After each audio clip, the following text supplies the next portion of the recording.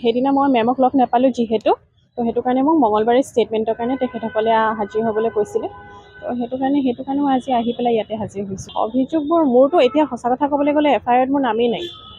সেইখনৰ ভিত্তিতে মোক বেইলটো দিয়া হৈছিলে, কিন্তু মই নাজানো এতিয়া যেনেকৈ কৈ আছে ন, মিডিয়া ট্ৰায়েলহে চলি আছে যিহেতু বেছিকৈ, সেয়াই আৰু সেইকাৰণে মই চাওঁ এতিয়া আজি গৈ পেলাই চাওঁ কেনেকুৱা ধৰণৰ কি ষ্টেটমেণ্ট তেখেতসকলে বিচাৰিছে। মই যেনেকুৱা ধৰণৰ ষ্টেটমেণ্ট